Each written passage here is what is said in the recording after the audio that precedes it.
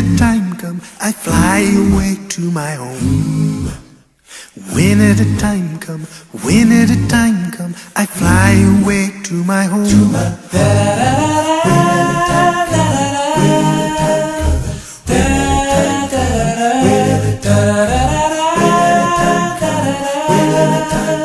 I fly away to my home. Yes. Maybe the morning, maybe the evening, I fly away to my home. Maybe the noonday, but soon I'll be leaving. I fly away to my home.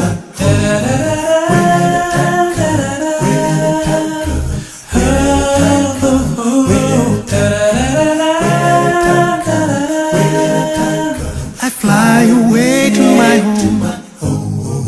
Wanna be ready, I gotta be ready to fly away to my home. My house is in order, my faith holding steady. I fly away to my home.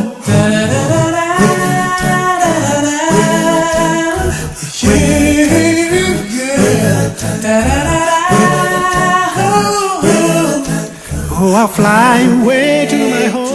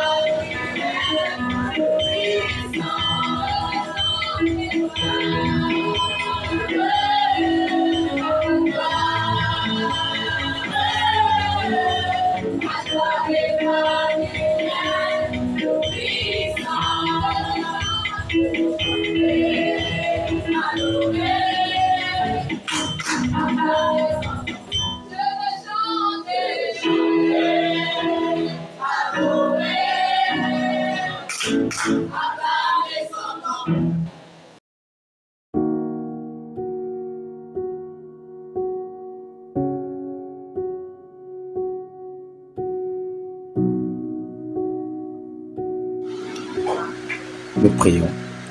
Seigneur, notre Dieu, nous te rendons grâce, te bénissons, parce que dans ton amour immense, tu nous renouvelles tes grâces, tes bienfaits et ton amour chaque matin. Ce soir, tu voudrais une fois de plus nous parler au Père. Viens nous pardonner, Père éternel, et viens permettre à ce que le message que nous écouterons de la bouche de ton serviteur ce soir soit un message qui brise en nous les scories du péché, qui prendra effet et qui se produira dans nos vies. Inonde-nous de ton Esprit Saint afin que nous saisissions ce message et que nous le mettions en pratique. Béni sois-tu au nom puissant de ton Fils Jésus, j'ai prié. Amen.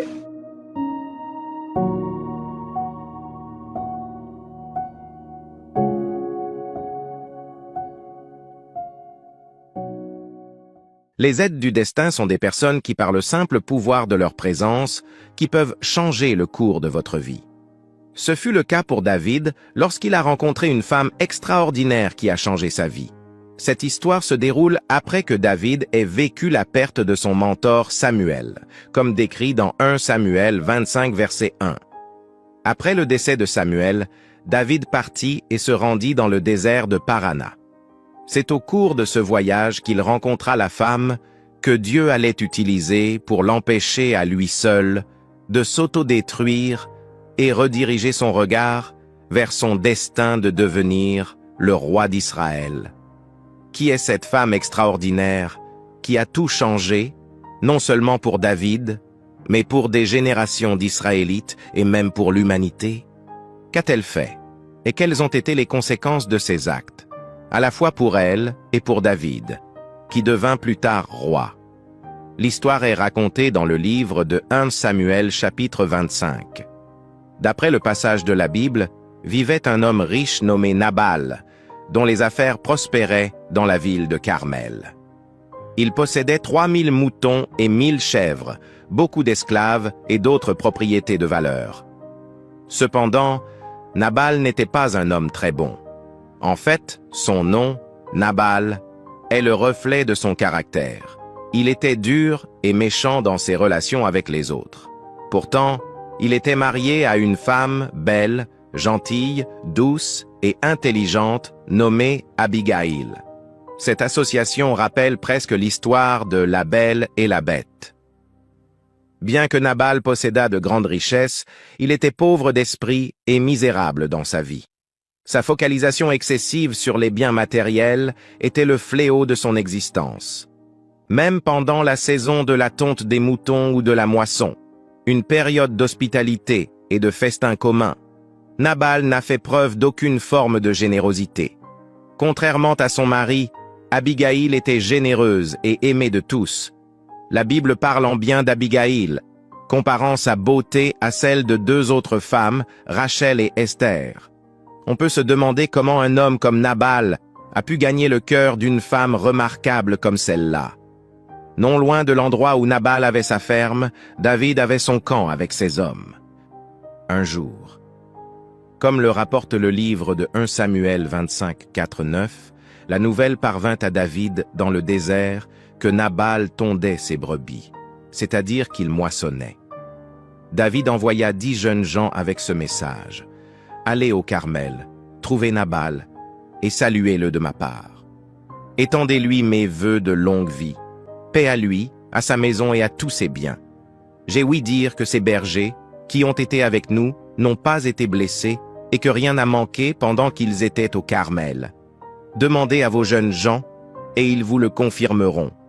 C'est pourquoi que mes jeunes gens trouvent grâce à vos yeux et qu'ils soient bien traités, car nous sommes arrivés à une occasion joyeuse. S'il vous plaît, partagez les provisions que vous avez sous la main avec vos serviteurs et avec votre fils David. » David et ses hommes ont volontairement protégé les ouvriers de Nabal et son troupeau. Ils pensaient que Nabal lui montrerait au moins de la reconnaissance pour les bons services qu'ils lui ont rendus, comme c'est la coutume à cette époque de la moisson de l'année. Les jeunes gens de David transmirent le message à Nabal comme il en avait reçu l'ordre.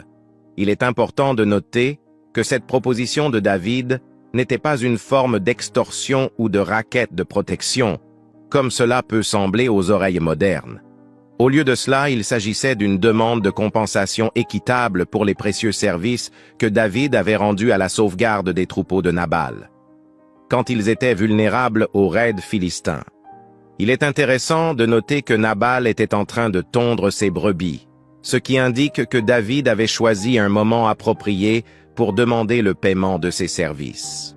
David avait protégé les bergers et les troupeaux de Nabal pendant une période considérable, mais il ne s'attendait pas à une compensation avant que Nabal lui-même n'ait profité de la moisson. D'une manière respectueuse des coutumes entourant la moisson et la tonte des moutons, David présenta une offre à Nabal. Il n'a pas imposé de contribution spécifique ni fixé de prix. Au lieu de cela, il s'en remit à la générosité de Nabal. Cependant, Nabal a répondu de manière irrespectueuse, a remis en question l'identité de David et l'a rejeté comme insignifiant. Il dit, paraphrasé ici, « Qui est David, fils d'Isaïe ? De nos jours, il y a beaucoup de serviteurs qui se séparent de leur maître. Pourquoi donnerais-je mes provisions à des inconnus ?» Il est clair que Nabal était bien conscient de la réputation de David dans tout Israël, faisant de son insulte un acte délibéré. Nabal, pleinement conscient de l'identité de David, choisit de ne pas le reconnaître. Le choix de la langue de Nabal reflétait un sentiment commun dans la société d'aujourd'hui. Quand les gens lui demandent « Pour qui se prend-il ?» Nabal continua à rabaisser David en l'accusant faussement d'être un serviteur désobéissant.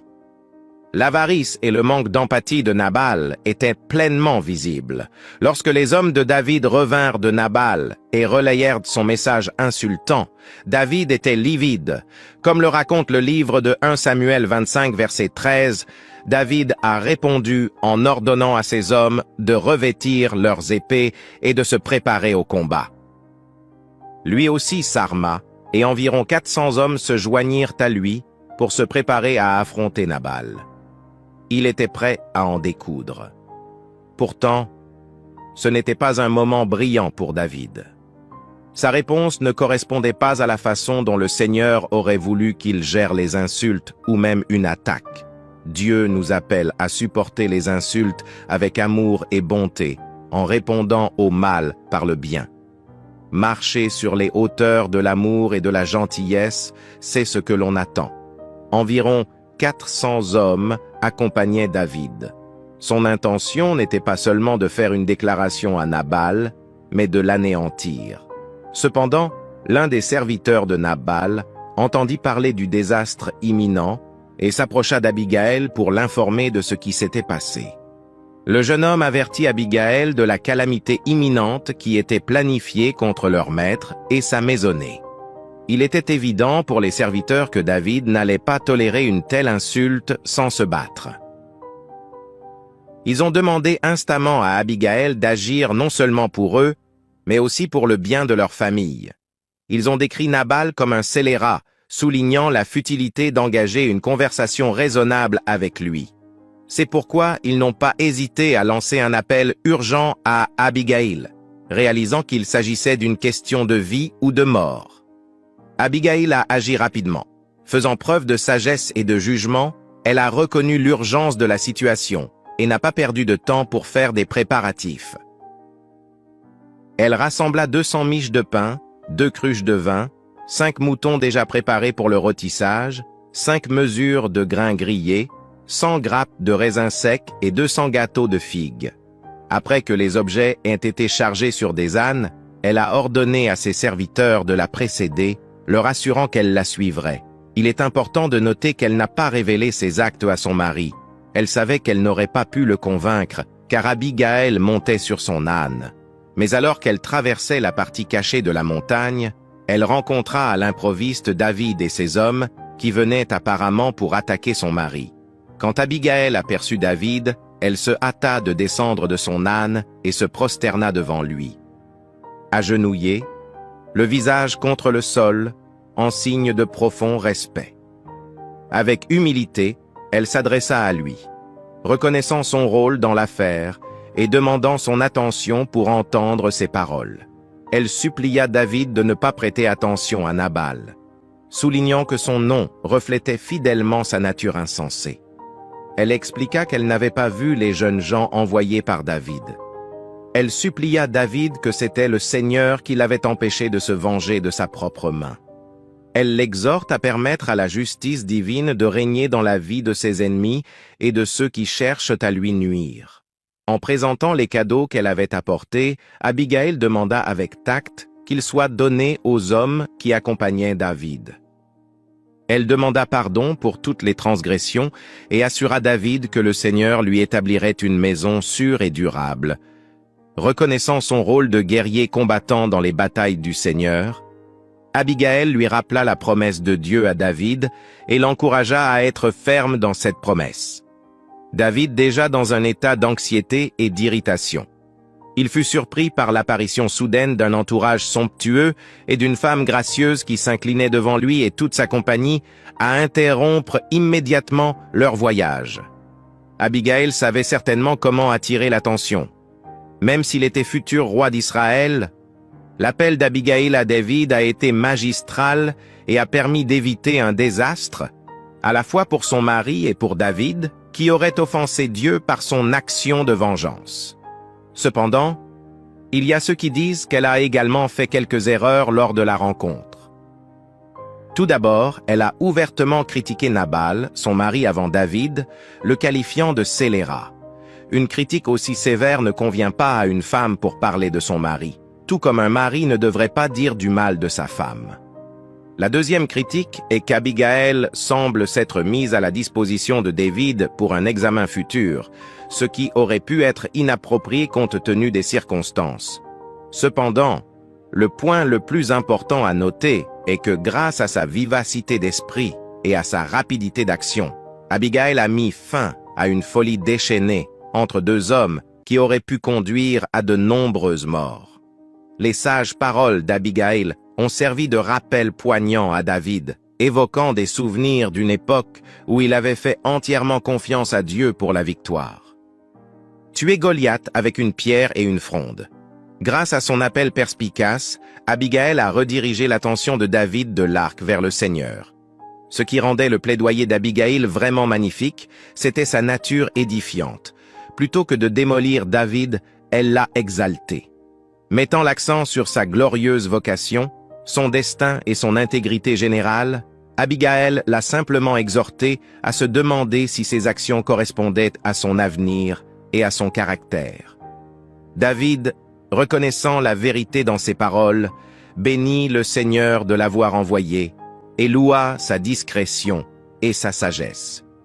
Il reconnut qu'elle l'avait empêché de verser le sang et de chercher à se venger de ses propres mains.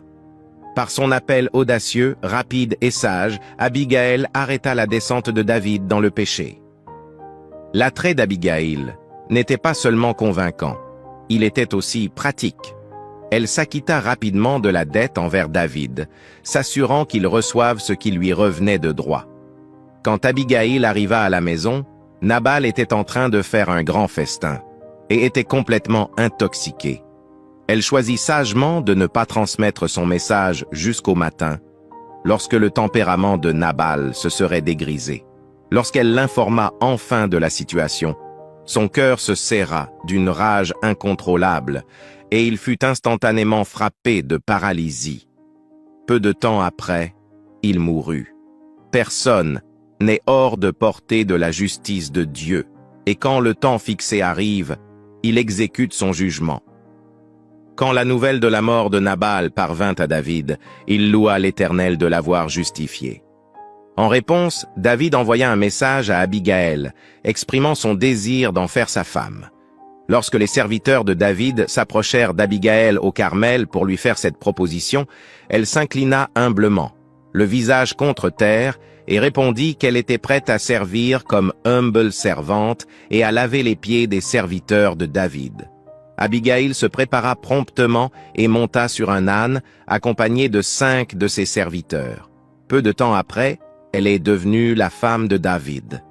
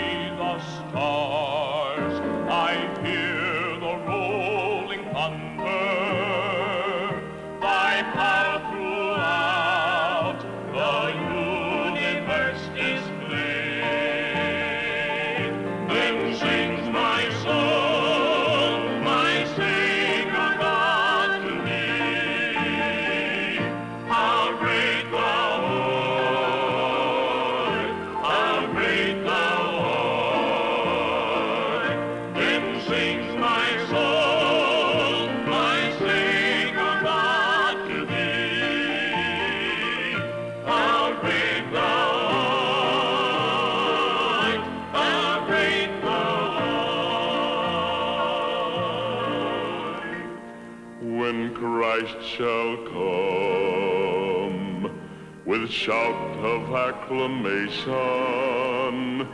to take me home, what joy shall fill my heart. Then I shall bow in humble adoration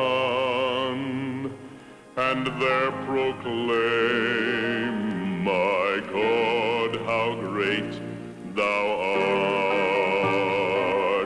Then sings my soul, my Savior God, to thee. How great thou art, how great thou art. Then sings my soul, my Savior God, to thee.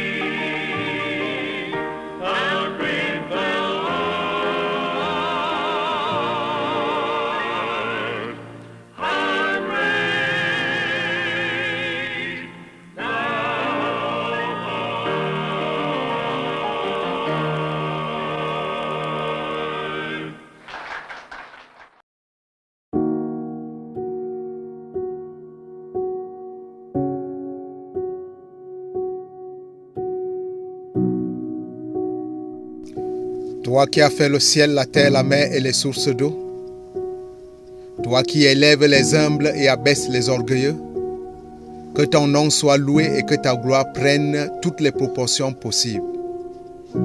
Nous te remercions pour cette technique que ton serviteur venait de nous engager à utiliser en passant par l'humilité. L'humilité précède la gloire, c'est vrai, et quiconque se sert d'elle est pris au sérieux dans les parvis célestes. De nous-mêmes, nous ne pouvons rien faire dans le cadre de l'humilité.